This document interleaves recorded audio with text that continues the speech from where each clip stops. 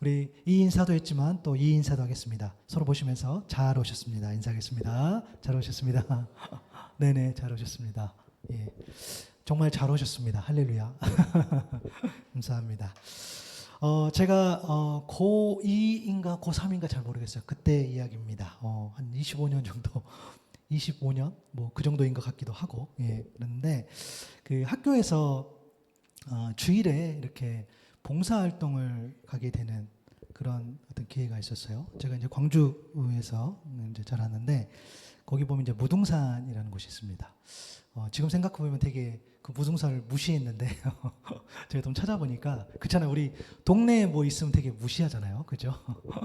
근데 거기 보니까 이제 제가 그만할 때는 이제 그 도립공원이었는데 2012년도에 이제 국립공원이 됐고 2018년도에 그 유네스코 이 세계 지질공원으로 등재가 되었더라고요. 제가 이번에 알았어요. 몰랐어요. 예, 고향이라고 무시했습니다. 되게 물론 너무 좋은 산입니다. 좋은 산이고 뭐 수박도 유명하고 뭐 하여튼 뭐 서석대도 있고 뭐 하여튼 좋은데 하여튼 그곳에 이제 그 봉사활동을 가게 됐는데 주일에 가게 되는 거였어요. 근데 그때는 그 봉사활동이 되게 뭐랄까 이제 그 지금은 이제 굉장히 많은 봉사활동이 이제 스펙이잖아요. 뭐 애들 보면은 뭐 이게 엄청나더라고요. 뭐 봉사활동뿐만 아니라 뭐 이제 5만 가지를 이제 학교에서 요구하고 막 그런 건데 이제 지금 생각해 보면 그때는 이제 진짜 막 예, 그 봉사활동 거의 안 했어요. 하지 않고 이제 막 학교에서 뭐 이렇게 하고 제 기억으로도 그 고등학교 중고등학교 다닐 때 그 봉사활동 한 번인 것 같아요. 한 번인 것 같은데 이제 주일이었는데 이제 저는 그때 제가 생각할 때는 그 나름대로 그 예배를 잘 드린다고 생각했는데 이제 어떻게 이해를 했냐면 학교에서 그렇게 얘기하니까 정말 학교 가듯이 간 것 같아요. 그게 주일이라기보다는 그리고 내가 뭐 주일날 예배를 뭐 내가 뭐 이렇게 빠진다 이런 차원보다는 정말 이제 그런 일이 없었으니까 그래서 학교에 성실한 것 또한 중요하니 이제 그날 주일날 이제 그 예배 시간에 거기 와고 이제 학교를 가서 그 산에 가서 이제 뭐 쓰레기를 줍고 했던 기억이 납니다. 이제 그거 끝나고 이제 그 다음 주 와서 이제 선생님 물어보니까 제가 이만저만해서 이렇게 했습니다라고 이제 말씀을 드렸는데요. 근데 지금 생각해 보니까 이제 지금 그 선생님이셨죠. 이제 지금 이제 나중에 우리 그 집사님이 장로가 되시고 지금 이제 은퇴 장로가 되셨는데 다른 이야기만 하지 않고 저한테 그런 이야기를 해주셨어요. 사람이 이제 해도 되는 실수가 있고 해서는 안 될 실수가 있는데 이제 너가 이렇게 해서는 안 될 실수, 해서는 안 될 일, 그걸 좀 안 했으면 좋겠다라고 이제 이야기를 하셨었어요. 그때 생각해 보면 제가 이 멘트를 지금도 기억을 해요. 생각해 보면 이제 주일 성수를 이야기를 하신 것 같았어요. 주일 성수라는 것이 우리가 이 주일을 구별해서 이제 지키는 건데 사실 과거로 가면 과거로 갈수록 우리가 문자 그대로 지켰잖아요. 그래서 주일날이면 뭐 하면 안 돼, 뭐 하면 안 돼. 뭐 주일날은 반드시 교회를 가야 돼. 뭐 이렇게 물론 시간이 지나면서 그 막 이제 주일날 예배 드린다고 뭐 가족들 또 명절 때 막 가지도 않고 뭐 이런 것들 때문에 또 되게 우리 또 그 신앙생활 할 때 뭐 이기적이다 뭐 이런 이야기도 듣고 뭐 이렇게 하는데 어찌됐든 그때는 주일 성수 개념으로 이렇게 받았었는데 좀 시간 지나 보니까 아마 그 선생님께서 저에게 이제 그 주일 생서 그냥 그 문자의 어떤 그런 개념보다는 예배를 드리는 어떤 자세와 태도를 좀 말씀하셨던 게 아닌가 싶어요. 예배를 드리는데 그 자세와 그 어떤 마음가짐이라는 거죠. 여러분 우리가요 주일에 예배를 드린다는 것은 신앙인으로서 하나님과의 어떤 공적인 약속이죠. 우리 약속을 해서 시간을 드리는 건데 그래서 물론 주일에 교회 오는 것과 주일에 전적으로 하나님을 예배하고 하나님 안에서 사는 것은 분명히 다릅니다. 그렇죠? 여기 왔어요. 여기 왔는데 성경적이지 못하고 내 의로 여전히 예배한다는 것은 하나님 그 예배를 받지 않으시지만 혹여나 내가 정말 어떤 일이 생겨서 예배하지 못했어요. 그러나 그 마음을 하나님께서 귀하게 보신다면 우리 사람이 판단할 수 없는 것이겠죠. 그래서 우리가 정말 저와 여러분이 이곳에서 예배를 드리기로 우리가 정했다면 우리가 정말 이 예배를 드릴 때에 마음과 정성을 다해서 예배 드리는 것 그게 너무 중요한 거죠. 물론 여기 계신 분들은 그렇게 예배하고 계신 줄로 믿습니다. 맞아요. 뭐 저도 마찬가지겠죠. 저도 할 수 있는 만큼 하나님께 최선을 다해서 준비하는 것, 뭐 그것도 저에게도 또 중요한 일입니다. 여러분 이런 말 한번 들어보셨을 것 같아요. 그 예배에 성공하는 인생, 그리고 예배에 실패하는 인생. 그래서 우리가 오늘 말씀의 제목처럼 해서는 안 될 일 중에 하나가 바로 이 예배에 대해서 하나님을 향한 그런 마음, 그렇죠? 그런 자세, 그런 태도를 갖추지 못한 것. 그것은 정말 예배에 실패하는 인생이겠죠. 그것을 우리가 해서는 안 될 일이라고 생각합니다. 오늘 본문 보니까 이 사울이 해서는 안 될 일을 하는 것 같아요. 그래서 그 오늘 이제 본문 이 사무엘서 13장 좀 전체적인 분위기를 좀 알아야 되는데, 이 사무엘서 13장은 이제 그 사울이 이스라엘 왕이 된 굉장히 초창기 모습이에요. 그래서 지금 이제 전쟁을 하기 위해서 3,000명 뽑았는데 2,000명은 자기와 함께 있고 1,000명은 아들 요나단과 함께 하는 그런 장면입니다. 13장을 보면. 그래서 이 요나단이 이제 블레셋 수비대를 공격하는 그런 장면인데, 공격받은 이 블레셋이 이제 가만히 있을 리가 없죠. 사무엘상 13장 5절에 보면 거기 이제 블레셋 병력이 나와 있어요. 병거가 3만이요, 마병이 6,000명이요, 백성은 해변의 모래같이 많더라라고 되어 있어요. 이게 좀 이상하긴 해요. 왜냐하면 소집된 군대는 이 이스라엘 병력은 3,000명, 그것도 지금 나눠져 있는 거예요. 그런데 이 블레셋 병력을 보니까 벌써 병거가 3만, 마병이 6,000명, 네. 그리고 해변에 모래같이 많더라. 그러면 이스라엘이 이 적의 이 어떤 예상 병력 그 계산을 잘못했거나, 만약에 잘못했으면 무조건 지는 거죠. 아니면 알고도 이제 무모하게 공격했다라는 생각이 들어요. 그래서 이 성경학자들은 이 수치가 우리가 생각하는 이 수치가 아닐 수도 있겠다, 뭐 이런 해석도 내놓는 건데, 사실 좀 이렇게 수치만 봤을 때는 좀 안 맞아 보이기도 해요. 근데 어찌됐든 이 지금 상황이 이스라엘 입장에서는 굉장히 불리하게 좀 돌아가고 있어요. 사무엘상 13장 6절 7절에 보면 이스라엘 사람들이 위급함을 보고 절박하여 굴과 수풀과 바위 틈과 은밀한 곳과 웅덩이에 숨으며, 어떤 히브리 사람들은 요단을 건너 갓과 길르앗 땅으로 가되 사울은 아직 길갈에 있고 그를 따른 모든 백성은 떨더라라고 기록이 되어 있어요. 이게 먼저 공격했지만 공격 하나마나 아니면 그냥 공격하지 말걸, 그런 상황이 되어 버린 거죠. 방금 읽은 6절 7절을 좀 한 문장으로 정리해 보면 위급함을 보고 숨으며 떨더라. 공격을 했는데 위급해요. 그리고 그걸 보고 숨고 떠는 장면이 나오는 거죠. 사실 사울은 지금 왕이 된 지 얼마 안 됐어요. 그리고 이제 블레셋 하면은 이 이스라엘 입장에서는 좀 징글징글해요. 갈등이 늘 있었어요. 정말 원수 같은 민족. 공격해서 승리하면, 왕이 된 지 얼마 안 됐기 때문에 사울은 되게 입지가 단단해지겠죠. 백성들에게 신임을 얻을 수 있을 겁니다. 그런데 지금 사울이 생각한 그 결과, 그걸로 이제 정반대로 흘러가는 그런 모습입니다. 그래서 급기야 또 사울은 이제 해서는 안 될 일을 하는 장면이 오늘 본문인데요. 무슨 일을 했는가? 이거 이전에 그 일을 한 이후로 하나님께서 사무엘을 통해서 어떤 이야기를 하셨는지를 좀 먼저 봤으면 좋겠어요. 오늘 본문 13절 14절 보니까 사무엘이 사울에게 이르되 왕이 망령되어 행하였다. 왕의 하나님 여호와께서 왕에게 내리신 명령을 지키지 아니하였도다. 그리하였더라면 여호와께서 이스라엘 위에 왕의 나라를 영원히 세우셨을 것이거늘 지금은 왕의 나라가 길지 못할 것이라. 여호와께서 왕에게 명령하신 바를 왕이 지키지 아니하였으므로 여호와께서 그의 마음에 맞는 사람을 구하여 여호와께서 그를 그의 백성의 지도자로 삼으셨느니라 라고 되어 있어요. 망령되게 행하였다. 원어미를 보면 미련하다요, 어리석다요. 그러니까 어리석게 처신한 거죠. 사울이 무슨 행동을 했는데 사무엘이 이야기하는 거죠. 당신 너무 어리석었어. 당신 너무 지혜가 부족했고 당신 너무 분별력이 없는 행동이었어 라고 이야기하는 거죠. 왕의 하나님 여호와께서 왕에게 내리신 명령을 지키지 아니하였도다. 2번이나 이야기합니다. 확실하게 잘못했다는 겁니다. 그리고 왕의 나라가 길지 못하고 여호와께서 그의 마음에 맞는 사람을 구하여 그의 백성의 지도자로 삼으셨다라고 이야기해요. 무슨 말이냐면 이제 왕에서 당신이 쫓겨날 것이고 더 이상 왕이 될 수 없는 거죠. 사울은 하나님 마음에 맞지 않는 사람이다라는 이야기를 하는 겁니다.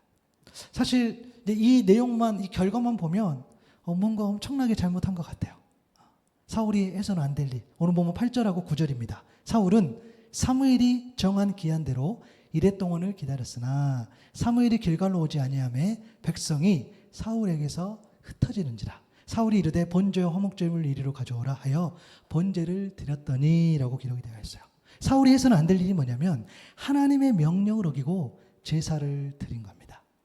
이 텍스트를 좀 기억해 주세요. 하나님의 명령을 어기고 제사를 드렸다는 거예요.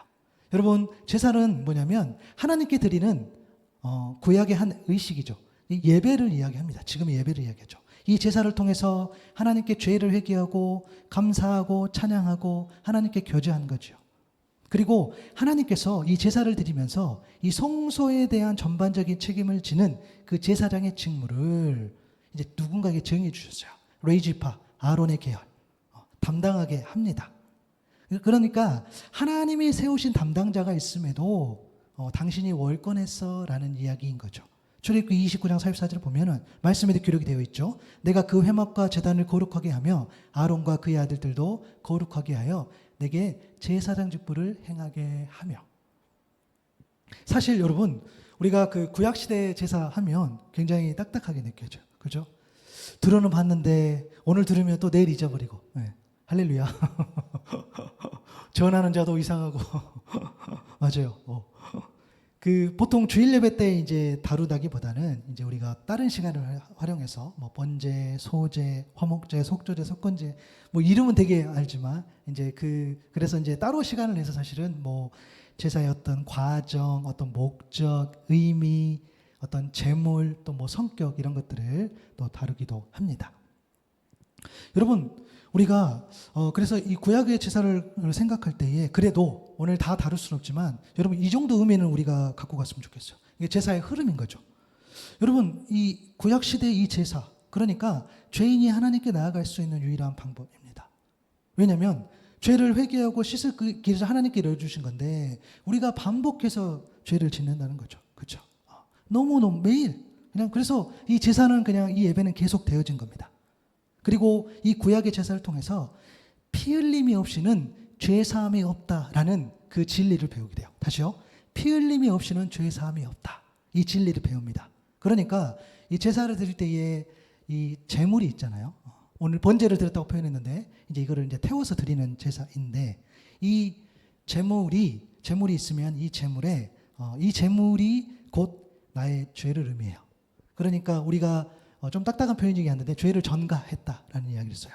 이 뒤집어 씌우는 거죠. 그러니까 이 제물을 태워드리면서 이 제물에 담긴 나의 죄를 이 제물에 전가하고 이 제물을 태움으로써 제사함으로써 우리가 하나님 앞에 어떤 씻김을 받는 거.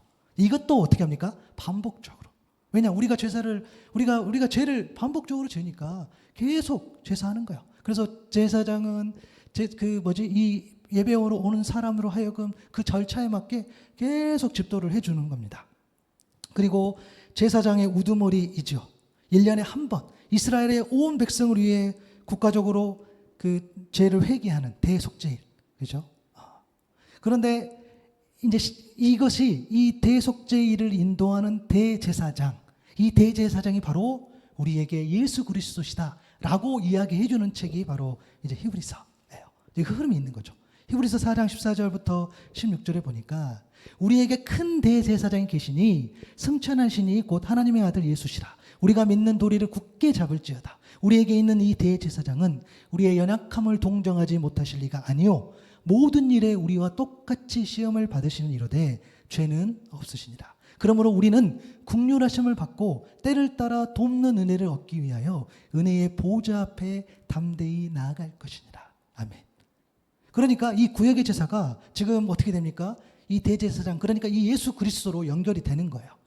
하나님의 어린 양 그 예수 그리스도의 이 십자가, 이 희생을 통한 이 피 흘림의 제사, 그것이 바로 이제 이 구약의 제사, 이 구약의 제사를 우리가 드리면서 깨닫고 알아가면서 이 제사가 예수님의 십자가 희생을 통한 피 흘림의 제사에 대한 예시구나라고 우리가 알게 되는 거예요. 예수님께서 그러니까 저와 여러분의 모든 죄의 전가를 우리 예수님께 하는 거죠. 그래서 그 예수님께서 그 죄를 이제 끌어안고 십자가에서 한 번에 완벽하게 해결해 주셨다는 거예요. 그것을 믿는 것이 우리에게 그 믿음인 거죠. 그래서 우리가 어떻게 됩니까? 이제는 구약의 제사가 아니라 내가 예수를 믿는 믿음으로 우리가 주님 앞에 나아갈 수 있다는 거예요. 그래서 우리가 지금 이렇게 예배하고 있는 줄로 믿습니다. 예수님께서 그렇게 해결하셨다는 거예요. 제가 제일 좋아하는 표현이 있어요. 십자가에 달리신 하나님. 예수님이 누굽니까? 예수님은 십자가에 달리신 하나님입니다. 신학자, 그 몰트만 신학자가 했던 이야기인데 너무너무 참 이 표현이 너무너무 늘 은혜가 돼요. 예수님이 누구실까? 십자가에 달리신 하나님. 하나님께서 이 죄, 그렇죠? 이 죄를 해결해 주셨다는 거예요. 베드로전서 2장 4절에서 5절을 보면 사람에게는 버림받았으니 하나님께는 택하심을 입은 보배로운 산돌이신 예수께 나아가 너희도 산돌같이 신령한 집으로 세워지고 예수 그리스도로 말미암아 하나님이 기쁘게 받으실 신령한 제사를 드릴 거룩한 제사장이 될지니라. 아멘. 베드로 사도가 권면하는 거죠. 이제 우리가 주님의 은혜를 알게 됐어요. 이제 우리가 예수 그리스도로 인하여서 우리가 주님 앞에 나아갈 수 있게 되었어요. 그래서 권면하는 거죠. 이제 너희들은 하나님이 기쁘게 받으실 신령한 제사를 드릴 거룩한 제사장이 되어라. 이제는 저도 그렇고 여러분도 그렇고 우리가 모두 다 정말 하나님 앞에 신령한 제사를 드리는 그런 거룩한 제사장이 되는 거죠. 이제 직접 주님 앞에 우리가 나아가는 거죠. 그 신령한 제사가 뭘까라고 했을 때 로마서 12장 1절 2절에 보면 우리가 너무 잘 아는 말씀이죠. 내가 하나님의 모든 자비하심으로 너희를 권하노니 너희 몸을 하나님이 기뻐하시는 거룩한 산 제물로 드리라. 이는 너희가 드릴 영적 예배니라. 너희는 이 세대를 본받지 말고 오직 마음을 새롭게 함으로 변화를 받아 하나님의 선하시고 기뻐하시고 온전하신 뜻이 무엇인지 분별하도록 하라. 신령한 제사, 곧 이 영적 예배는 우리의 몸을 드리고 우리의 몸을 드린다는 우리의 삶을 드리는 거겠죠. 이 세대를 본받지 않고 오직 마음을 새롭게 하고 변화를 받아서 하나님의 선하시고 기뻐하시고 온전하신 뜻이 무엇인지 분별해서 살아가는 것, 그것이 예배인 줄로 믿습니다. 그게 이렇게 연결이 된다는 거예요. 그래서 여러분, 제사는 우리에게 너무 딱딱하기는 하나, 그죠? 뭐 양을 잡고 뭐를 잡고 이렇게 해도 이 흐름을 보면, 영적인 흐름을 보면 하나님의 큰 그림이 담겨 있다는 겁니다. 그만큼 중요하죠. 그러하기에 제사는 제사장 고유의 권한을 둔 거예요. 왜요? 제사를 통해서 하나님의 뜻이 온전히 전해져야 되기 때문에. 그래서 제사하는, 예배하는 우리 죄인의 삶이 의인의 삶으로 돌이킬 수 있기 때문입니다. 그래서 하나님께서 세워주신 그 제사의 그 질서, 그렇죠? 그 질서를 벗어나는 것, 그것은 하나님께서 세우신 그 제사 제도, 그러니까 하나님의 명령을 어긴 것이라 할 수 있다는 거예요. 당시, 자 이제 사울로 가볼까요? 당시 사울이 전쟁할 때, 그러니까 당시 전쟁은 자기들이 섬기는 신에게 승리를 기원하는 제사를 드린 것이 일반적인 일이었어요. 전쟁할 때 너무 당연했어요. 그러니까 강한 신, 능력 있는 신, 하여튼 뭐 유명하다 신이라면 여러분 저도 그랬을 것 같아요. 우리가 믿는 그 하나님이 아니라고 한다면 이런 신 저런 신 다 이렇게 해서 승리를 기원하는 그런 제사를 드렸을 것 같아요. 그렇게 한 거죠. 근데 만약 이스라엘이 믿는 하나님이 세상에 수많은 잡다한 그런 신 중 하나였다면 사실 사울은 잘한 거죠. 긴박하고 위급한 상황, 누구든 제사를 드려야 되는 그 상황. 사실 그래 오늘 사울이 사무엘이 너무 바쁜가 보다.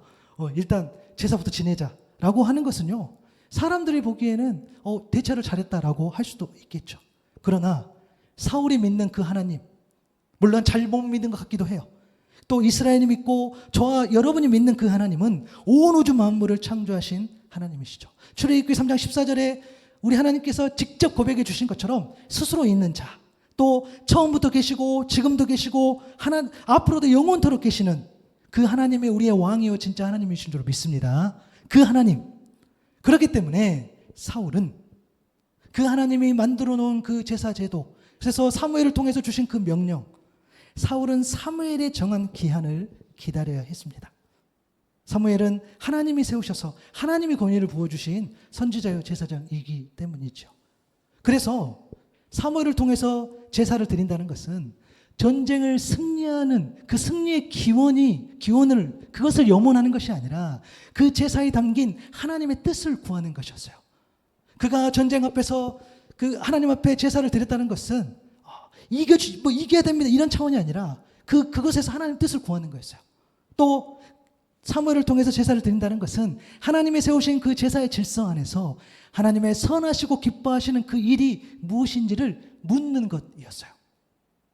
왜 그렇습니까? 전쟁의 승패는 하나님이 주도하시는가, 그렇지 않은가, 하나님의 영이 우리와 함께 하는가, 그렇지 않는가에 따라 달려있기 때문입니다. 여러분, 우리가 예배 드리는 것이 내 성공, 내 잘남, 내 위함을 위한 것이 아니라, 물론 우리가 예배할 때 바람이 있어요. 하나님이 원하는 게 있어요. 간구하는 게 있어요. 맞죠?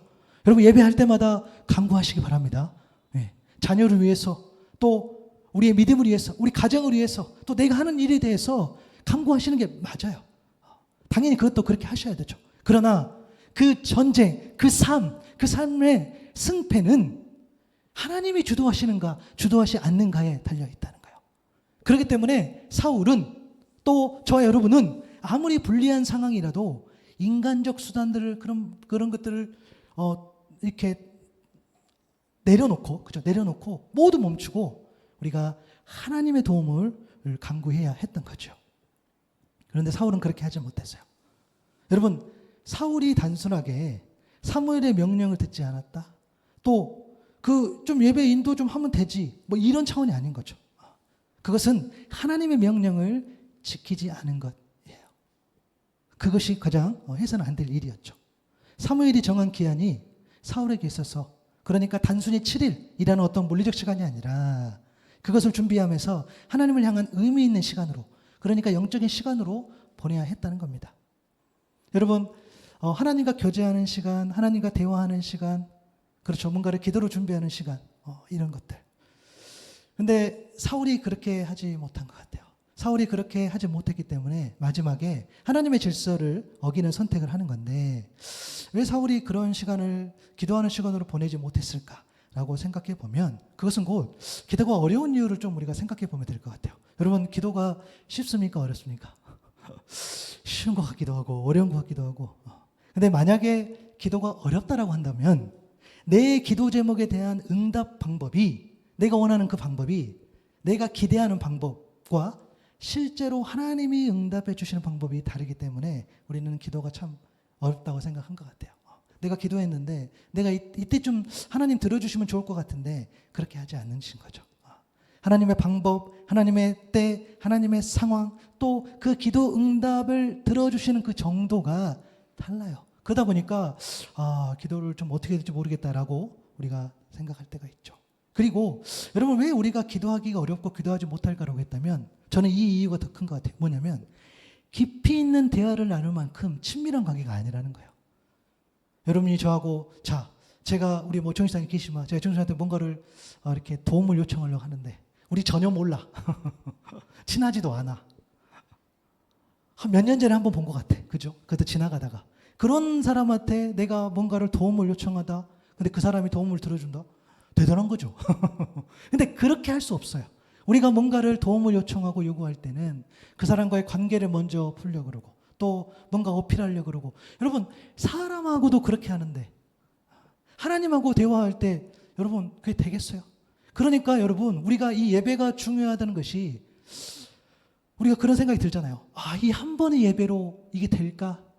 물론 여러분, 균형이 필요한데 이 한 번의 예배로 사람이 바뀔 수 있을 줄로 믿습니다. 맞아요. 그것도 맞습니다. 그런데 한 번의 예배로 바뀌지 않는 일이 여러분 보편적인 일이에요.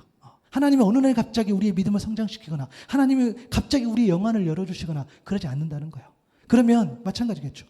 월요일부터 토요일까지 단 한 번도 하나님에 대해서 묵상도 하지 않고, 하나님에 대해서 우리가 고민해 보지도 않고, 신앙에 대해서 그냥 살다가 주일날 와서 잠깐 예배 드렸어. 그게 우리가 하나님과의 관계가 그게 되겠어요? 잘 안 된다는 거예요. 그런 의미일 가능성이 커요. 갑자기 정말 그렇게 기도하고 하나님하고 씨름하고 하나님에 대해서 고민하고 했던 사람이 드리는 예배와 그냥 아무 생각 없이 드리는 예배가 여러분 격이 다르는 것처럼, 어쩌면 사울은 그 시간들을 영적인 시간으로 못 보낼 가능성이 크다는 거예요. 여러분, 사울이 제사를 자신이 직접 드린 것은 뭔지 아십니까?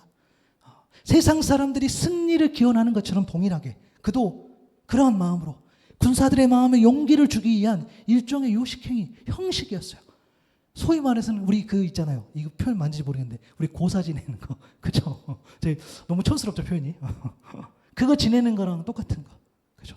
우리 뭐 보통 뭐 이렇게 TV 보면 영화나 드라마 같은 거 이런 막 시작하 보면은 뭐 돼지머리 뭐 이렇게 해가지고 그런 모습들을 보게 되는데, 그렇죠. 하나님을 모르니까 그렇게 할 수 있다고 봐요. 그 얼마나 큰 일입니까? 많은 사람이 투자하고 많은 사람이 달려있고 많은 사람의 밥줄이 달려있는 그런 일. 맞아요. 그러니까 막 그렇게라도 염원하고 제사 지내고 해서 잘 되기를 바라는 것들. 그런데 사울이 그렇게 했어요. 이방 제사와 같은 그런 일종의 요식행위. 그러니까 제사 제도의 질서를 어기더라도 무조건 제사만 드리면 된다. 그렇게 생각했으니까 그래서 가볍게 여기고 안 온다. 어쩔 수 없네. 일단 해야 되겠다. 라고 제사를 지낸 거죠. 그것은 하나님의 말씀, 명령, 그 말씀을 지킨다기보다는 자기 방식과 자기 생각대로 문제를 해결하려고 했던 것이겠죠. 그래서 제사장만이 제사를 드리도록 그런 규정되어 있는 그 제사 제도의 질서를 어긴 것은 단순히 하나님의 여러 말씀 중에 한 말씀을 어긴 것이 아니라 하나님을 향한 예배에 관한 그의 마음과 태도에 옳지 않음이 드러난 겁니다. 그래서 여러분, 사울 이야기할 때 마치 사울과 다윗을 비교할 때 굉장히 하나님께서 다윗은 예뻐하는 것 같고 사울은 굉장히 싫어하는 것 같아요. 그렇죠? 여러분, 사실 성경을 잘 보시면 다윗이 더 나빠요. 예, 다윗을 좋아하시는 분이 많이 있지만 더 나빠. 뭐 바세바 뭐 그런 이야기는 뭐 입에 담을 수도 없어요. 사실 사울과 다윗 누가 더 좋다 누가 안 좋다? 글쎄요. 저는 사울이 더 좋을 수도 있어요. 성품적으로.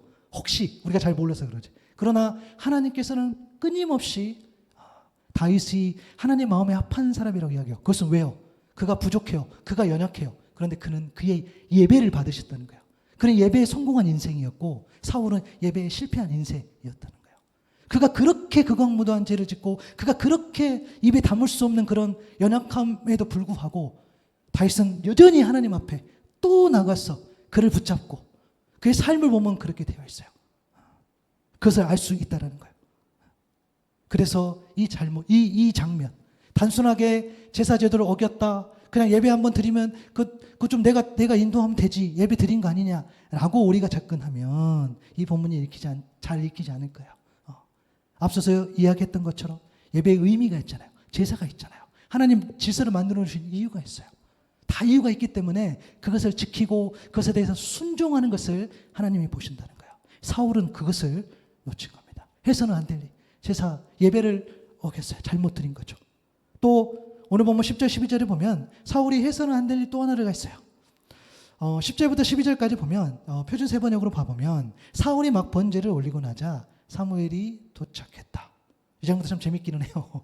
마치 지켜보는 것처럼 어찌됐든 번제를 드려버렸어요. 잘못을 해버렸어. 사무엘 도착하죠. 사울이 나가 그를 맞이하며 인사를 드리니 사무엘이 꾸짖죠. 임금님이 어찌 이런 일을 하셨습니까? 라고 대답할 때 백성은 나에게서 떠나 흩어지고 제사장께서는 약속한 날짜에 오지도 않고 블레셋 사람은 mik마스에 모여들고 있었습니다. 이러다가 제가 주께 은혜를 구하기도 전에 블레셋 사람이 길갈로 내려와서 칠 것 같아서 그런 생각이 들어서 내가 할 수 없이 번제를 드렸습니다. 라고 이야기해요. 사울이 해서는 안 될 일 두 번째가 뭔지 아십니까? 하나님의 명령을 어기고 책임을 떠넘긴 겁니다. 여러분, 앞서 우리가 살펴봤죠. 사울은 하나님의 명령을 어기고 제사를 드렸는데요. 분명 그것은 잘못된 일입니다. 그런데 이 사울의 행동은 글쎄요. 여러분, 하나님께서 사울을 허락했습니다. 왕으로. 사람들이 요구할 때 사울 주셨어요. 그런데 사울의 이 행동 하나님이 전혀 예상하지 못하셨을까요? 아니요. 사울의 더한 실수도 하나님은 염두에 두셨을까요? 우리가 어떤 일을 맡겠어요? 네. 여러분, 제가 목회하고 설교하고 있지만 하나님께서 제가 뭐 할만하니까 뭐 능력이 있으니까 뭐 아니요. 그렇지 않아요. 다른 수많은 사역자들, 교육자들 마찬가지고 여러분들에게 맡겨진 소임도 다 마찬가지예요. 여러분들이 엄청 뭐 능력이 있어서 출중해서 하나님이 그것 때문에 하는 것이 아니라 우리가 생각하는 그 너머 위에 역사하시는 그 하나님의 섭리가 있다는 거예요. 사울은 더한 실수도 하나님 염두에 두셨는데 그가 능력이 뛰어나서 그런 차원이 아니라 하나님은 알고 계신 거예요. 죄를 지을 수 있어. 얘가 넘어질 수 있어. 얘가 실수할 수 있고 얘가 잘못할 수 있어. 하나님 아신다니까요. 사람은 누구나 불완전하죠. 죄를 짓죠. 누구라도 실수하고요. 누구라도 해서는 안 될 일을 합니다. 그렇기 때문에 하나님께서는 사람의 마음의 중심을 보시는 겁니다.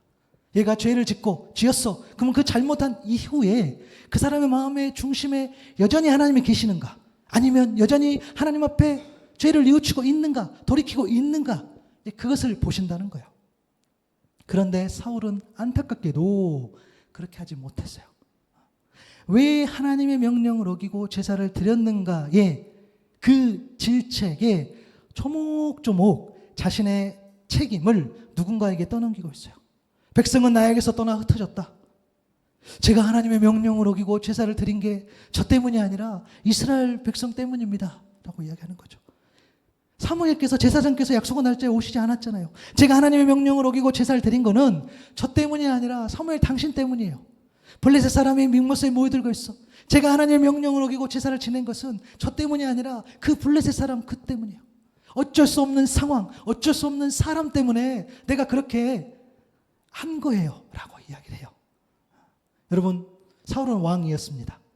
사실 세상의 왕은요, 사람들 위해 군림하죠. 자신의 뜻과 의지에 따라 나라를 다스립니다.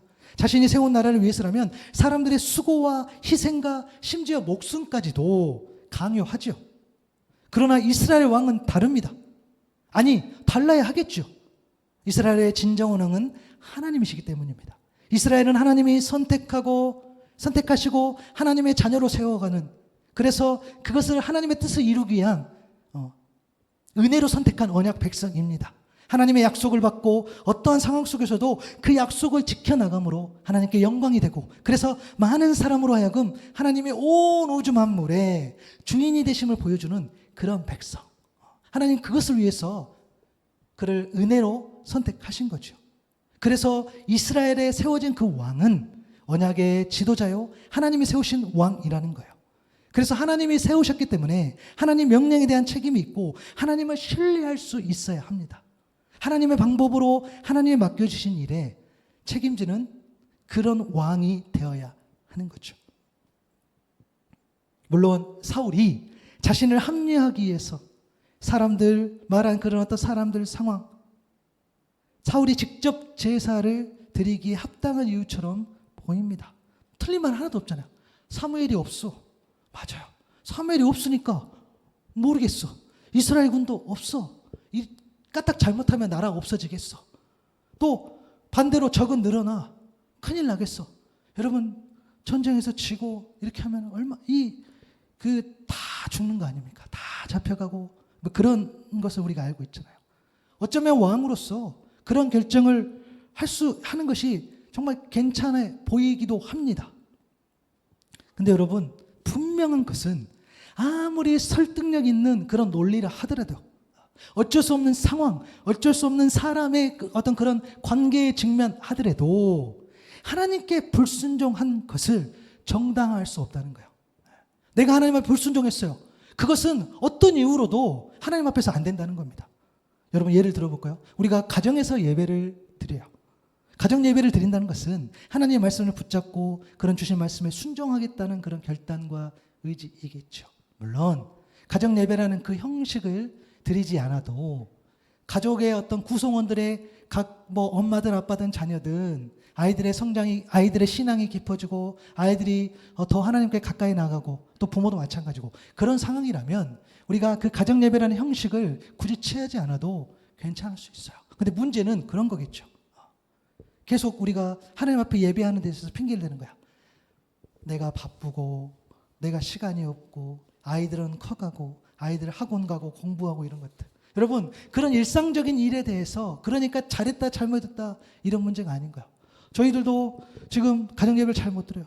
제가 새벽에 나오고 밤에 들어가고 애들 오면 막 숙제하기 바쁘고 또 아이들 아시겠지만 베트남어도 해야 되고 영어도 해야 되고 심지어 이제 국어도 해야 되죠. 예. 애들 보면 짠해요. 근데 어쩔 수 없어. 맞아요. 저도 그렇게 말해요. 어쩔 수 없다고 하는 거예요. 근데 그 어쩔 수 없는 상황하고 하나님 앞에 순종하는 것은 다른 문제라는 거예요. 그래서 지금 하나님 말씀 앞에 나아가지 못한다면 여전히 우리는 불순종하고 있다는 겁니다. 우리 하노이에서 직장 생활하는 우리 아빠들, 올해부터 물론 엄마들도 있지만 아빠들도 짠해요. 그런 생각이 많이 들어요. 월요일부터 금요일, 월요일부터 토요일, 우리 청년들도 마찬가지고 토요일까지 내내 그 회사에서 근무하고 주일 하루 쉬는데 주일 교회 와서 예배 드린다. 진짜 믿음이 없이는 안 되는 것 같아요. 저 대단하다고 생각을 해요. 그런데 그 어쩔 수 없는 상황, 그 어쩔 수 없는 그런 어떤 사람들과의 관계들이 있다고 할지라도 지금 하나님 말씀 앞에 나아가지 못하면 그것은 여전히 불순종하다는 거예요. 왜요? 하나님 그 마음의 중심을 본다는 거예요. 여러분, 우리 이럴 때 있잖아요. 지금 이제 결혼 안 하신 분도 있고 하신 분도 있지만 우리 청년 시절, 그렇죠? 내가 믿는 사람인데 믿는 사람이랑 꼭 해야 됩니까? 아니면 안 믿는 사람도 해도 됩니까? 우리 이런 질문들 많이 받잖아요. 그래서 막 이야기도 권면도 해줘요. 뭐 해도 돼, 하면 안 돼, 괜찮아, 뭐 이런 이야기를 우리가 하는데 제가 왜 이 말씀을 드리냐면 처음에 서로 이해한다고 결혼하게 돼요. 그렇죠? 어느 한쪽이 근데 결혼하면서 집안과 집안이 하면서 더 어쩔 수 없는 상황이 되고 그러면서 한쪽이 신앙생활을 하고 한쪽은 신앙생활을 안 했는데 같이 신앙생활을 잘하게 되는 경우도 있지만 같이 신앙생활을 잘 못하게 되는 경우도 그 어쩔 수 없는 상황이 생기는 것을 우리가 보게 돼요. 많이 보게 되죠. 물론 믿는 사람끼리 결혼했는데 나빠지는 경우도 많이 있어요. 다 그래요, 다. 제가 말씀드린 건 뭐냐면 그런 어쩔 수 없는 상황, 그런 어쩔 수 없는 그런 어떤 관계들 다 이야기 들어보면 진짜 어쩔 수 없어요. 그 상황 다 따지고 보면 하나님 앞에 예배할 수 없는 상황들, 교회에 나오지 못하는 순간들, 또 하나님 앞에 나아가지 못하는 그런 모습들을 보게 돼요. 그런데 분명한 것은 지금 하나님 말씀 앞에 나아가지 못하면 그 붙잡는 그 마음의 중심에 하나님이 없다면 우리는 여전히 불순종하고 있다는 거예요. 그 사실은 바뀌지 않는다는 거예요. 여러분, 사울의 상황 분명 앞과 뒤, 좌우 모두 닫힌 상태. 그가 생각했을 때 사면초가고 진퇴양난이었을 거예요. 사실 누구라도 사울과 같은 상황이라면 사울처럼 행동했을 것 같아요. 맞아요. 내 역할이 있으니까, 어쩔 수 없는 상황이니까, 어쩔 수 없는 지금 사람들과의 관계 때문에 선택을 하겠지요. 그런데 지금 사울에게 필요한 것은 자신에게 주어진 상황 속에서 그 상황 속에 뒤에 숨어서 자신의 불순종을 정당화하며 책임을 떠는 것인 것이 아니라 하나님 맡겨주신 그 왕이라는 직분에 맞게 책임을 지는 거겠죠. 하나님께 세움을 받은 그런 지도자는, 그런 왕은 명령하는 존재가 아니라 하나님으로부터 명령을 받아서 일하는 존재이기 때문입니다. 그래서 하나님의 명령을 받아서 일하는 존재가 오늘 보면 14절에 보니까 여호와의 마음에 맞는 사람이에요. 여호와의 마음에 맞는 사람. 여러분, 하나님 마음에 맞는 사람이 어떤 사람일까라고 했을 때 저는 골로새 3장 1절의 말씀이 떠올랐습니다. 그러므로 너희가 그리스도와 함께 다시 살리심을 받았으면 위의 것을 찾으라. 거기는 그리스도께서 하나님 우편에 앉아 계시느니라. 위의 것을 찾으라. 여러분, 그렇습니다.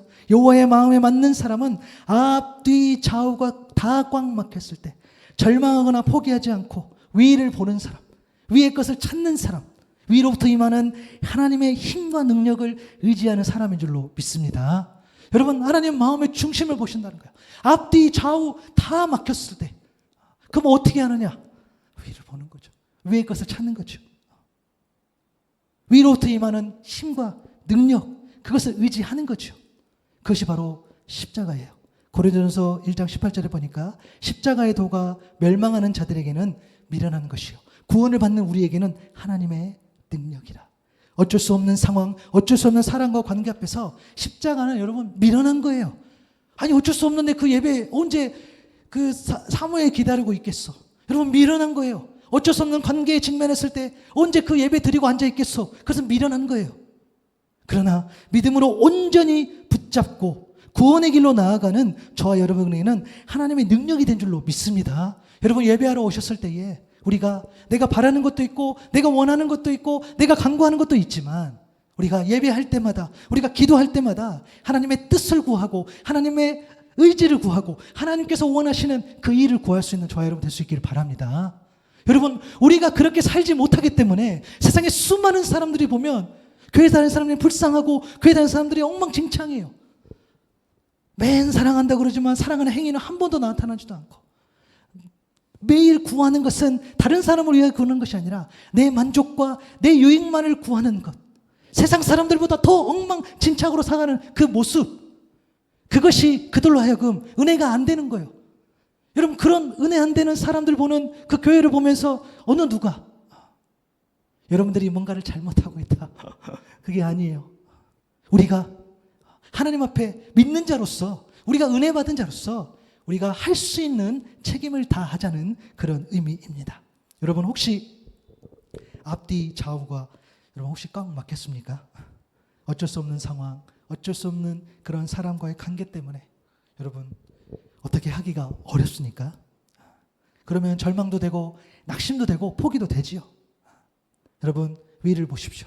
위의 것을 찾고 위로부터 임하는 하나님의 힘과 능력을 의지하십시오. 아멘. 여러분, 이 말씀 있습니다. 고린도전서 10장 13절입니다. 사람이 감당할 시험 받기는 너희가 당할 것이 없나니 오직 하나님은 미쁘사 너희가 감당하지 못할 시험 당함을 허락하지 아니하시고 시험 당할 쯤에 또한 피할 길을 내사 너희로 능히 감당하게 하시느니라. 아멘. 여러분, 피할 길이라는 것은요, 사람의 방법이 아니죠. 사람의 때가 아니죠. 피할 길은 곧 하나님을 향한 예배, 어떠한 속에서도 하나님을 붙잡는 그 예배, 하나님 앞에 예배자의 삶을 살아가는 것, 그것이 진정 피할 길이요 안전한 길인 줄로 믿습니다. 내 생각과 내 의지대로, 내 방법대로, 나의 필요에 따라서 여러분 하나님을 찾는 사람, 그런 사람이 되지 마십시오. 그것이야말로 하나님의 명령을 어기는 겁니다. 어쩔 수 없는 상황, 어쩔 수 없는 그런 사람과의 관계 뒤에 숨어서 나의 불순종을 정당하는 그런 사람이 여러분 되지 마십시오. 그것이야말로 하나님의 명령의 말씀을 어기는 겁니다. 앞뒤 좌우가 꽉 막힌 상황이라면, 어쩔 수 없는 상황, 어쩔 수 없는 관계에 직면했다면 여러분 믿음으로 우리가 담대하게 위를 보는 거예요. 위를 보시고 위의 것을 찾고 위의 것을 구하십시오. 여러분, 하나님이 기쁘게 받으실 그런 신령한 제사를 드릴 그런 거룩한 여러분 제사장이 될 수 있기를 성령께 간구하십시오. 그렇게 하나님을 찾고 의지할 때 하나님이 선하시고 기뻐하시고 온전한 뜻이 무엇인지 분별할 수 있는 그런 새로운 믿음을 허락해 주신 줄로 믿습니다. 여러분, 예배는요, 성공, 승리, 전쟁의 승리, 그 기원을 위함이 아니에요. 하나님의 뜻을 구하는 겁니다. 예배는 하나님의 세우신 질서 안에서 하나님의 선하시고 기뻐하신 그 일이 무엇인지를 묻는 거예요. 하나님 앞에 해서는 안 될 일, 여러분 그런 것을 하지 않는 겸손한 예배자가 될 수 있는 저와 여러분이 될 수 있기를 간절히 소망합니다. 아멘.